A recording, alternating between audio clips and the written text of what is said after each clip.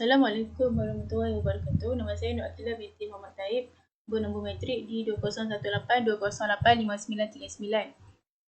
Hari ini saya akan membentangkan hasil kajian saya iaitu pembangunan dan persepsi kebolehgunaan e-modul Let's Explore It, pengaliran haba dan fenomena alam sains tingkatan 2. Pensyarah penilaian saya adalah Dr. Norshidah binti Muhammad Ali. Untuk pengenalan, e-modul ini merupakan modul atas talian yang dibangunkan dengan menggunakan aplikasi AnyFlip. E-modul ini memberi fokus terhadap subtopik pengaliran haba dalam fenomena alam subjek sains tingkatan 2 iaitu fenomena bayu laut dan bayu darat. Terdapat nota, video, komik dan latihan yang tersedia dalam e-modul ini. Untuk penyataan masalah, konsep bayu laut dan bayu darat adalah bersifat abstrak. Segelintir pelajar menghadapi kesukaran untuk memahami subtopik ini sekiranya guru hanya melakukan penerangan melalui lisan dan gambar sahaja iaitu chalk method. Maka pengkaji membangunkan e-modul Let's Explore It untuk memudahkan pelajar dan guru dalam proses pengajaran dan pembelajaran.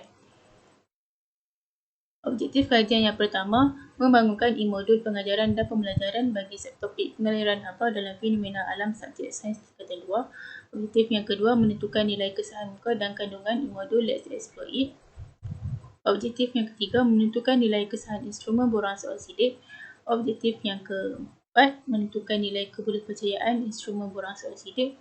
Dan objektif yang kelima, mengenal pasti persepsi guru pelatih terhadap kebolehgunaan e-modul pengajaran dan pembelajaran yang dibangunkan. Persoalan kajian yang pertama, apakah nilai kesahan muka dan kandungan e-modul Let's Explore It? Yang kedua, apakah nilai kesahan instrumen borang soal sidik? Persoalan yang ketiga, apakah nilai kebolehpercayaan instrumen borang soal sidik? Dan yang terakhir, apakah persepsi guru pelatih terhadap kebolehgunaan e-modul yang dibangunkan dari aspek kandungan, reka bentuk dan kebolehgunaan modul. Untuk tinjauan literatur, teori yang mendasari kajian adalah model ADI iaitu Analysis, Design, Development, Implementation dan Iteration. Bagi peringkat pertama untuk analisis, fasa awal untuk mengenal pasti masalah yang berlaku dan mencari solusi untuk menyelesaikan masalah. Fasa yang kedua, design iaitu perancangan modul yang dilaksanakan dan elemen yang diterapkan seperti grafik, animasi dan video. Fasa yang ketiga, development iaitu fasa membangunkan produk iaitu e-modul. Fasa yang kelima, implementation, produk diuji dengan mendapatkan kesahan dan kajian rintis. Fasa yang terakhir, evaluation, penilaian dari segi reka bentuk, isi kandungan dan kebolehgunaan e-modul. Hasil dapatan kajian lalu menyatakan elemen-elemen multimedia berbentuk visual apabila diterapkan dalam proses pembelajaran mampu mengekalkan daya ingatan pelajar dengan lebih lama berbanding menggunakan bahan pembelajaran statik. Dari Seri Syahliana Saka 2015.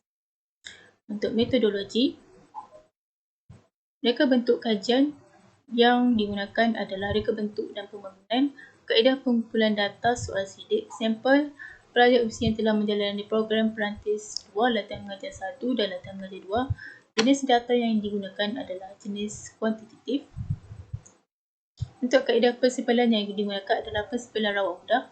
Seramai 80 daripada 100 pelajar yang telah menjalani latihan mengajar 1 dan 2 serta PPG 2 iaitu pelajar dari ISMP, Sains, Biologi dan Kimia.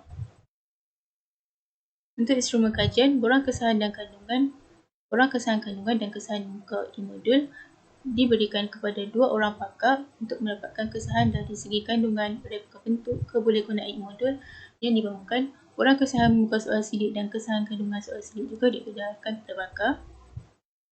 Borang soal sidik persepsi diedarkan kepada 80 sampel dari 100 populasi yang dipilih dan data ini diperoleh ini akan dianalisis secara analisis deskriptif.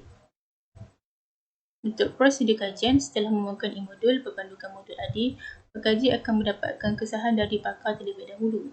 Untuk mendapatkan nilai kebolehpercayaan produk, pengkaji akan melakukan pengiraan dengan menggunakan kaedah Frosch Alpha. Sekiranya nilai yang diperoleh adalah 0.7 sehingga 0.8, item itu mempunyai konsistensi yang tinggi. Untuk kajian rintis, dijalankan untuk menguji kebolehpercayaan produk dan persepsi guru pelatih terhadap e-modul. Seramai 20 orang sampel pelajar yang mempunyai latar belakang pendidikan sains dan sudah menjalani latihan mengajar 1 akan dijadikan sebagai sampel kajian. Kesahan dan kebolehpercayaan. Terdapat 2 orang pakar yang terlibat iaitu pensyarah dari Universiti Pendidikan Serta Idris. Terdapat 2 dua borang yang diedarkan, borang kumi kesahan muka produk, kesahan kandungan produk, kesahan muka soal sidik, dan kesahan kandungan soal sidik. Untuk objektif kajian yang kedua, menentukan nilai kesahan muka dan kandungan e-modul. Let's explore it. Instrumen yang digunakan untuk mengumpul data, borang kesahan muka produk dan borang kesahan kandungan produk, dan kaedah analisis yang digunakan adalah menggunakan analisis CBI. Objektif yang ketiga, menentukan nilai kepercayaan instrumen borang soal sidik. Instrumen yang digunakan borang kesahan muka soal sidik, borang kesahan kandungan soal sidik, dan dianalisis menggunakan Crunchbase Alpha. Objektif yang terakhir, mengenal pasti persepsi guru pelatih terhadap kebolehgunaan e-modul yang dibangunkan menggunakan instrumen borang soal sidik, dan dianalisis menggunakan analisis deskriptif. Untuk keputusan kesahan kandungan, kesahan kandungan produk, nilai yang diperoleh adalah 1.0 menggunakan analisis CBI, kesahan muka produk 0.77, kesahan soal sidik 0.98, kesahan muka soal sidik 1.0. Untuk analisis kebolehpercayaan menggunakan Crunchbase Alpha, nilai yang diperoleh adalah 0.830. Untuk kajian sebenar, nilai yang diperoleh untuk min adalah 3.7482, sis yang piawai 0.27488. Untuk minat penggunaan, nilai min yang diperoleh 3.7200, sis yang piawai 0.33009. Dan untuk reka bentuk e-modul, nilai min yang diperoleh 3.7625, sis yang piawai 0.30071. Untuk perbincangan, nilai kandungan produk, nilai kesahan muka produk, dan nilai kesahan muka soal sidik diterima kerana memperoleh nilai 0.98 dan 1.0, dan kesahan muka produk 0.77. Nilai ini tidak diterima dan perlu ditambah balik. Berdasarkan nilai Crunchbase Alpha yang diperoleh adalah 0.830, menunjukkan konsistensi yang tinggi.